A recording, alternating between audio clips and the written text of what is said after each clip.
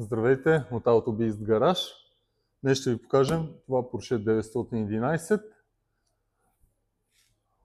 Да кажем, че го поддържам от известно време. Преди година клиента дойде с оплакване, че при превключване на скорости усеща удар в купето. Тогава вдигнахме колата, огледахме я, установихме, че двата тампона на двигателя са изтекли. Те са хидравлични и са изтекли. А предният на скоростната кутия си е стандартен гумен и беше напълно скъсан. Тогава на клиента не му хареса цената на оригиналните тампони, поръча от чужбина Aftermarket. След като пристигнаха, ги монтирахме и колата, да кажем, че се оправи доста добре. Се държеше, нямаше никакви удари, вибрации и така. Но година по-късно нещата не са така. Клиента днес дойде с едно от оплакването му, че пак усеща лека вибрация в купето и че усеща двигателя жив при превключване на скорости.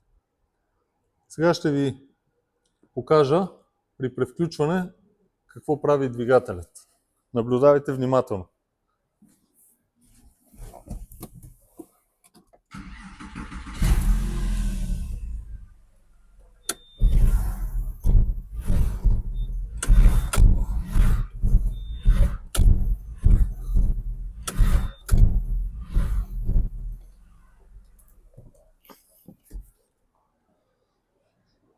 Предполагам, че сте забелязали как отскача двигателят и това е причината да усеща вибрации и удар при смяна на скорости.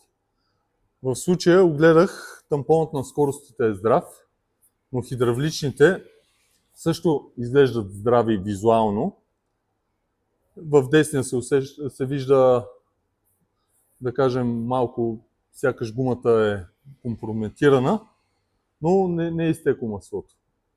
Но виждате как се държат неоригиналните тампони. Затова тези коли не търпят компромиси. Не само тези. 90% от колите не търпят компромиси с частите. Силно препоръчвам оригинални части. Каквото е налично в мрежата, ако трябва да се чака, по-добре да изчакате, отколкото да си купувате два пъти една и съща част. Излиза доста по-скъпо. Благодаря ви. Последвайте ми, ако ви е харесало това видео. Сложете един лайк, както казват колегите. И така, очаквайте още интересни видеа.